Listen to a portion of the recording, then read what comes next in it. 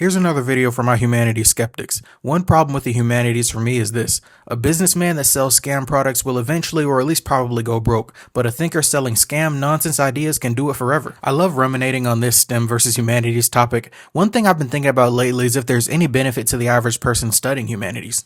Do you really believe that we can extract any benefit from the average person off the street studying these things versus just, I don't know, becoming an accountant and doing things that provide a tangible benefit to the world that we can measure? Maybe it should only be encouraged for a select few people that we've identified that have a very strong aptitude for the field, but I don't know, man. I'm not so sure. One thing about this debate that I think is really interesting or weird is that people tend to present humanities with these super steelman arguments as if even a good portion of humanities work is Kierkegaard or even marginally useful, when a lot of these ideas might be slop, I'm not gonna lie. And then there's the fact that an uncomfortable portion of humanities is trying to kind of move away from empiricism and present it as like a tool of discrimination, and they'll do the Mott and Bailey thing, right? Where, you start with a true idea, you can say nobody properly researches black cancer patients, so we don't have data on them. But then we take that premise and abandon objectivity entirely, like, if you've heard of feminist standpoint theory, they do that a lot, where they act like a marginalized person's perspective is automatically epistemically useful or novel in any way, which I don't really think it is, honestly. In some ways, it feels like we've created a world where the least empirical and the least provable ideas in the humanities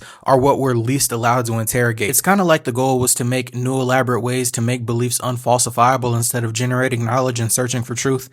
If you ask people for evidence of some of these ideas and evidence of some of these things, they might even say you're in favor of oppressive systems or things that were bad in the past. So I guess my point is that I would hope all humanities have an eventual obligation to reality, but I don't really see much of a use for all this aimless ideating that has no applicability in society. So I wonder if instead we should all just invest our collective XP into things that we already know that people can most definitely benefit from without us having to analyze it all day. I'm not sure though. It's a good question.